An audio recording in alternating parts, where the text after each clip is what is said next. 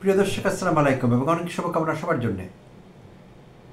আমার প্রতিবাদের ভাষা, আমার প্রতিশোধের আগুন। আমার প্রতিবাদের ভাষা, আমার প্রতিশোধের আগুন, একটি স্লোগান। একসময় দেয়ালে এই স্লোগানটি প্রকাশ পেত। মর্যাদাহীন দাসোচিত জীবনের প্রতি তীব্র কষাঘাত হানুন। মর্যাদাহীন দাসোচিত জীবনের প্রতি তীব্র কষাঘাত হানুন, এইটিও আরেকটি স্লোগান একসময় দেয়ালে শোভা পেত। আমাদের জুলাই অভ্যুত্থানের সময়টিতে, গত বছর 2024 জুলাই অগাস্ট সময়টিতে, সেই উত্তাল দিনগুলোতে নতুন করে কিছু স্লোগান জনসাধারণকে উজ্জীবিত করেছিল, উদ্বেলিত করেছিল, অনুপ্রাণিত করেছিল, সাহসী করে তুলেছিল মিছিলে অংশগ্রহণ করবার জন্য, গলির সামনে বুক পেতে দেওয়ার জন্য। তো তেমনি কিছু স্লোগান ছিল, লাখো শহীদের দামে কেনা, দেশটা কারো বাপের না। সারা বাংলাদেশের দেয়ালেই কিন্তু এটি শোভা পেয়েছে, এই স্লোগানটি। কে এসেছে, কে এসেছে, পুলিশ এসেছে, পুলিশ এসেছে, কি করছে, কি করছে, স্বৈরাচারের পা চাটছে।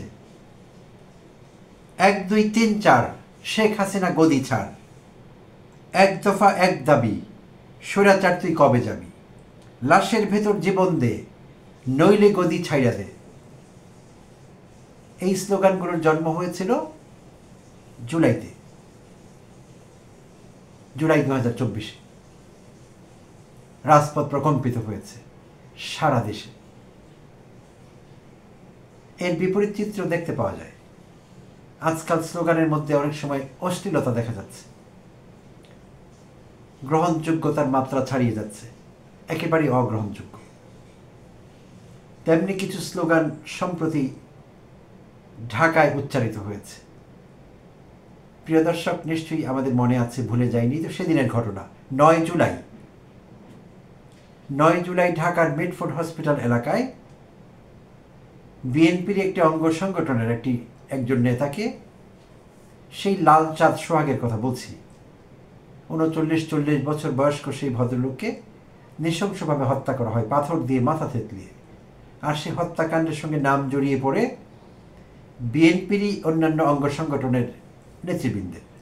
এর মধ্যে জাতীয়তাবাদী ছাত্রদল, জাতীয়তাবাদী যুবদল এবং জাতীয়তাবাদী স্বেচ্ছাসেবক দলের নেতৃবৃন্দের সংশ্লিষ্টতা পাওয়া যায় লালচাঁদ সোহাগের হত্যাকাণ্ডের পেছনে। তো সেইটিকে কেন্দ্র করে এবং এই হত্যাকাণ্ডের প্রতিবাদ করবার জন্য সারা বাংলাদেশে প্রতিবাদ হয়েছে, সারা বাংলাদেশের মানুষ কষ্ট পেয়েছে। সেই ভিডিও দৃশ্যটি, যেভাবে তাকে হত্যা করা হয়েছিল, দেখা যায় না, সহ্য করবার মতো না। তাই প্রতিবাদ হয়েছে দেশব্যাপী। 2 দিন পর 11 জুলাই রাতে ঢাকায় মিছিল বেরিয়েছিল। বিভিন্ন শিক্ষা প্রতিষ্ঠানের শিক্ষার্থীরা মিছিল বের করে ঢাকায়। আর সেই শিক্ষা প্রতিষ্ঠানগুলোর মধ্যে ছিল ঢাকা বিশ্ববিদ্যালয়, জগন্নাথ বিশ্ববিদ্যালয়, বুয়েট, ইডেন বিশ্ববিদ্যালয়। সেখানে শিক্ষার্থীরা ছেলে মেয়ে নির্বিশেষে, জুনিয়র সিনিয়র নির্বিশেষে সবাই সেই রাতে স্লোগান তুলেছিল। তবে সেখানে কিছু অশ্লীল স্লোগান শোনা গিয়েছিল। বিএনপির ভারপ্রাপ্ত চেয়ারম্যান জনাব তারেক রহমানকে উদ্দেশ্য করে কিছু অশ্লীল স্লোগান উচ্চারিত হয়েছিল সেই রাতে। যেমন জুলাই অভ্যুত্থানে যেটি বলছিলাম, 2024 স্লোগান ছিল 1 2 3 4 হাসিনা তুই গদি ছাড়। বাট তারেক রহমানকে জড়িয়ে সেই স্লোগানটি দেওয়া হয়েছে অশ্লীলভাবে। 1 2 3 4 বলে তারেক রহমানকে নাম নিয়ে তার কিছু অশ্রাব্য, শ্রুতিকটু, অনুচ্চার্য কিছু শব্দ উচ্চারণ করা হয়েছিল সেখানে। সেটি বলা যাবে না। যারা সেই স্লোগানগুলো শুনেছিলেন তাদের নিশ্চয়ই মনে আছে। এটি আমি উচ্চারণ করতে পারবো না, করা সম্ভব নয় আসলে। তো তারপর দিন বিভিন্ন পত্রিকায় প্রতিবাদ হয়েছে। সারা বাংলাদেশের সব পত্রিকাগুলি, সব মিডিয়া এটির প্রতিবাদ করেছে কম বেশি। এটিকে কেউ গ্রহণযোগ্য মনে করেনি। বিভিন্ন দল থেকে নেতৃবৃন্দ প্রতিবাদ করেছেন, নানা মহল থেকে প্রতিবাদ এসেছে। তার মানে এই কাজটি কেউ সমর্থন করেনি। 1 সপ্তাহ পর 17 জুলাই ইসলামী আন্দোলনের জ্যেষ্ঠ নায়েবে আমির মুফতি ফয়জুল করিম তিনি মন্তব্য করেছেন যে দেশের শ্রেষ্ঠ শিক্ষা প্রতিষ্ঠানের শিক্ষার্থীরা এমন স্লোগান দিল, এটি কি বিশ্বাসযোগ্য? তিনি বলেছেন এটি সব শিষ্টাচার বহির্ভূত, শিষ্টাচারের বাইরে, কোনো রকম শিষ্টাচারের মধ্যে এটি পড়ে না। হ্যাঁ প্রিয় দর্শক, নিশ্চয়ই সকল শিষ্টাচারের বাইরে, অসৌজন্যমূলক চূড়ান্তভাবে এবং অগ্রহণযোগ্য যে কোনো বিচারে। তারেক রহমানকে কেউ ব্যক্তিগতভাবে অপছন্দ করতে পারেন, সেটি ঠিক আছে। আমাকে অনেক লোক ব্যক্তিগতভাবে পছন্দ করে না, আমিও অনেককে করি না, এটি স্বাভাবিক। তো তাই বলে অপছন্দের ভাষাটি, অপছন্দ প্রকাশ করবার ভাষা এরকম নোংরা হতে পারে না, এরকম অশ্লীল হতে পারে না। আমি আসলে তখনই ভেবেছিলাম এই বিষয়ে একটা ভিডিও করব, করা হয়নি, বিভিন্ন কিছু চলে আসে তো তাই বাদ পড়ে গেছে। তো আজ প্রথম আলো এই বিষয়ে লিখেছে, অশ্লীল স্লোগান হেডলাইন দিয়ে একটি লেখা প্রথম আলোতে পেলাম, পড়লাম। তা আমি আগে যেই কাজটি করতে পারিনি, আমার একটি কন্টেন্ট তৈরি করবার চিন্তা ছিল, করতে পারিনি, তো ভাবলাম যে আমি আজ করব, এই বিষয়ে কথা বলবো। তো এটি যারা করেছে তারা আমাদের তরুণ শিক্ষার্থীরা, তাদের প্রতি আমাদের স্নেহ ভালোবাসা কোনো কিছুর অভাব নেই। তারা ভবিষ্যতের নেতা, ভবিষ্যতের রাষ্ট্র পরিচালনার কর্ণধার, তারা এখন শিক্ষার্থী। তাহলে শিক্ষার্থীরা, তাও আবার কি স্কুল কলেজের না, স্কুলের হলে বুঝতাম যে কেউ উস্কে দিয়েছে, নিজের থেকে বলেনি, বা বয়স কম একদমই বুঝতে পারেনি, যা ইচ্ছে তাই বলে ফেলেছে, মানিয়ে নিয়ে যেত। কিন্তু বিশ্ববিদ্যালয়ের পড়ুয়া ছেলেমেয়েরা, ঢাকায় থাকেন যারা, তারা এরকম স্লোগান দেবেন, এরকম অশ্লীল কথাবার্তা বলবেন, এটি বিশ্বাসযোগ্য না আসলে। তো এমনটি হলো কেন? এর পেছনে কি নির্দিষ্ট কোনো কারণ আছে? আছে, কিছু মনস্তাত্ত্বিক কারণ আছে নিশ্চয়ই। আর সেগুলো হলো, সার্বিকভাবে আমাদের রাজনীতিতে অশ্লীলতা ঢুকে পড়েছে, রাজনীতি পঙ্কিল হয়ে উঠেছে, রাজনীতি দুর্বৃত্তায়িত হয়ে উঠেছে, দুর্নীতিতে আকণ্ঠ নিমজ্জিত হয়েছে রাজনীতি। সহিংসতা, মারামারি, খুনোখুনি, এগুলো তো স্বাভাবিক ঘটনা, প্রতিদিনের নিত্যকার ব্যাপার। তো এই যখন রাজনীতির সার্বিক চিত্র, তাহলে সেই রাজনীতিতে, কিংবা সেই রাজনীতি যারা চর্চা করবে, হোক তারা শিক্ষার্থী, হোক তারা কর্মজীবী বা অন্য কেউ, সেগুলো কিছুটা ঢুকেই পড়বে, এটি স্বাভাবিক।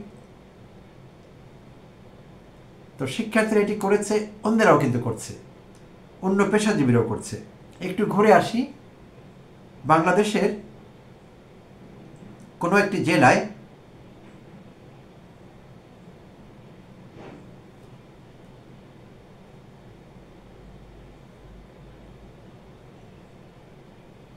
এবং সেটি হলো খুব সম্ভবত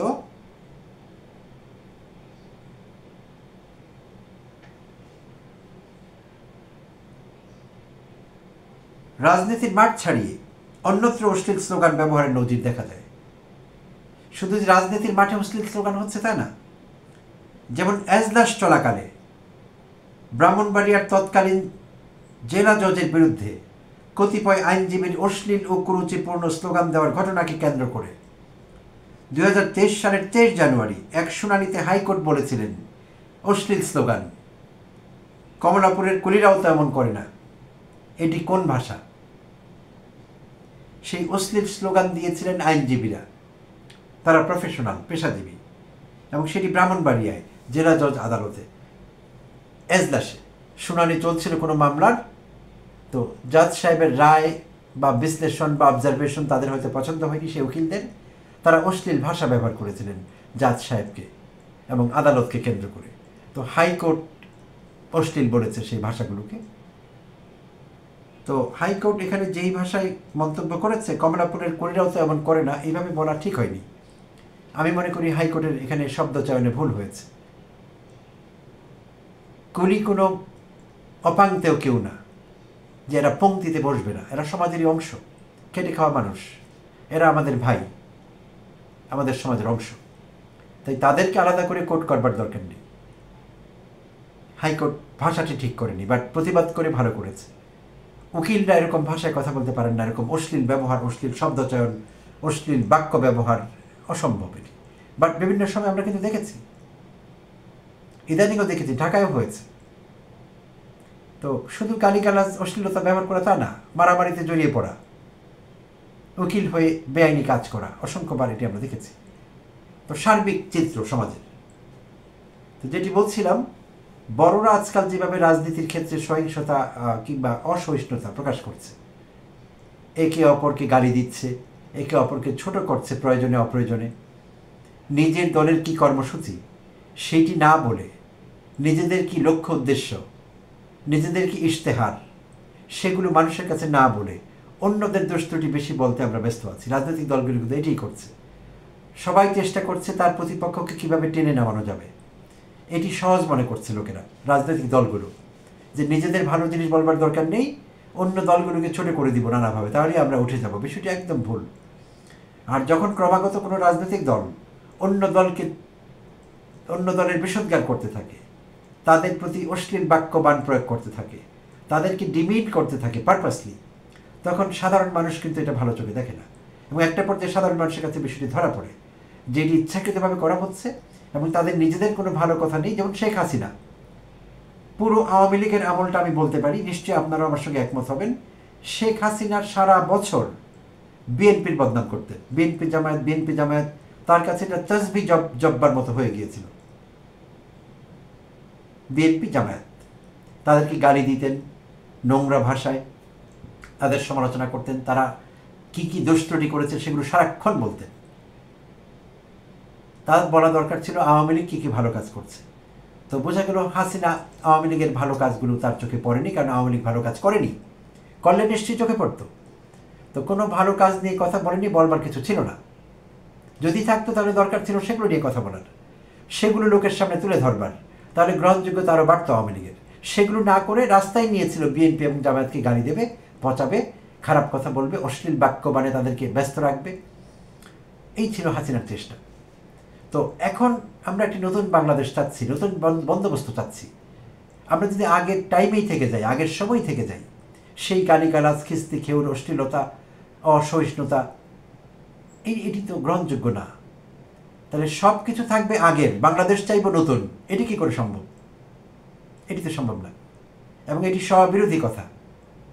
পুরনো সব কিছু রেখে দিয়ে, পুরনো বস্তা পচা সব কিছু রেখে দিয়ে, রাজনীতির পঙ্কিলতা রেখে দিয়ে, সহিংসতা রেখে দিয়ে, অসহিষ্ণুতা রেখে দিয়ে নতুন বন্দোবস্ত, নতুন বাংলাদেশ চাইব, সেটা তো সম্ভব না। আর কথায় কথায় আমরা আজকাল ফেসিবাদী শব্দটি বেশি ব্যবহার করি, ফেসিবাদী। তাহলে নিজেরা ফেসিবাদী ভাষায় আক্রমণ করছি অন্য দলকে, প্রতিপক্ষকে, তাহলে সেটি তো ঠিক হচ্ছে না। তাহলে লোক তো ভাবতে শুরু করবে, তাহলে এক ফেসিবাদ গিয়েছে, আমাদের তাহলে আরেক ফেসিবাদ পেতে হবে। এখন নাম ভিন্ন ছিল সেই ফেসিবাদের, এখন যারা আসবে তারা নতুন ফেসিবাদ, নতুন নামে আসবে তারা, কিন্তু বাদ তো একটি ফেসিবাদ। তাই রাজনৈতিক দলগুলো আসলে এই ব্যাপারে ভূমিকা রাখতে পারে। বিশেষভাবে কথা বলছি এখন অশ্লীল স্লোগান নিয়ে। এবং আমরা যখন বক্তব্য রাখতে দেখছি রাজনীতিবিদদের, একে অপরকে বাজেভাবে তারা আক্রমণ করছে। সাম্প্রতিককালে এরকম বেশ কিছু অপ্রীতিকর ঘটনা দেশে ঘটেছে। কোনো দলের নেতৃবৃন্দ অন্যদের গালি দিয়ে কথা বলেছে, মিটিং শেষ করেছে। একই দিনে তারা মিছিল নিয়ে বেরিয়েছে প্রতিপক্ষ, পরের দিন তারা শোভাযাত্রা করেছে, প্রতিবাদ মিছিল করেছে, প্রতিবাদ সমাবেশ করেছে, তাদেরকে 10 গুণ বেশি বাড়িয়ে গালি দিয়েছে। রাজনীতিতে অস্থিরতা বেড়েছে। তাহলে এটি করে লাভ কি? আপনি যদি কাউকে গালি দেন, তাহলে সেই প্রতিপক্ষ যদি আপনাকে কয়েক গুণ বেশি সেই গালি ফেরত দেয় এবং আপনি কিছুই করতে পারেন না শোনার ব্যাপারটি ছাড়া, তাহলে সেই গালি দিয়ে আপনার লাভ হলো কি? অর্জন কি? এখানে কোনো অর্জন তো নেই। শুধু মাঠ গরম করছেন, নিজের অন্তঃসার শূন্যতা প্রমাণ করছেন। প্রত্যেককে এই বিষয়ে সতর্ক থাকতে হবে, প্রত্যেকটি রাজনৈতিক দলকে, প্রত্যেকটি রাজনৈতিক দলের নেতৃবৃন্দকে। তবে এখানে কেন্দ্রীয় নেতৃবৃন্দের দায় বেশি। প্রত্যেকটি দলের সদর দপ্তর কিংবা কেন্দ্রীয় অফিস থেকে নেতাকর্মীদের উদ্দেশ্যে ইনস্ট্রাকশন থাকবে যে তারা প্রতিপক্ষকে আক্রমণ করবার সময় অশ্লীল ভাষা ব্যবহার করতে পারবে না, ভাষায় পরিমিতি বোধ থাকতে হবে, শ্লীলতা থাকতে হবে, অশ্লীল কিছু ব্যবহার করা যাবে না। রাজনৈতিক দলগুলো একে অপরকে আক্রমণ করবে, এটি স্বাভাবিক। আক্রমণ করবার জন্য অশ্লীল ভাষা ব্যবহার করা কি খুব জরুরি? মোটেই না। শালীনভাবে আক্রমণ করা যায়, ভালো শব্দ চয়নে আক্রমণ করা যায়। হ্যাঁ, তারা যদি না জানে তাহলে দরকার হলে কেন্দ্রের কাছে চাইবে যে আমরা প্রতিপক্ষকে গালি দিতে চাচ্ছি, কোন ভাষায় গালি দিলে শোভন হবে দয়া করে আমাদের পাঠিয়ে দিন, এবং সঙ্গে অডিও ক্লিপ পাঠিয়ে দিন। সেই ভাষায় যেসব শব্দাবলী লেখা থাকবে সেগুলো আমরা উচ্চারণ করব কিভাবে, ডেলিভারি দেব কিভাবে, অডিও ভিডিও লেসন সহ টিউটোরিয়াল সহ সেই গাড়ি ঢাকা থেকে কেন্দ্রীয় অফিস থেকে মাঠ পর্যায়ের নেতাকর্মীদের পাঠিয়ে দিতে হবে।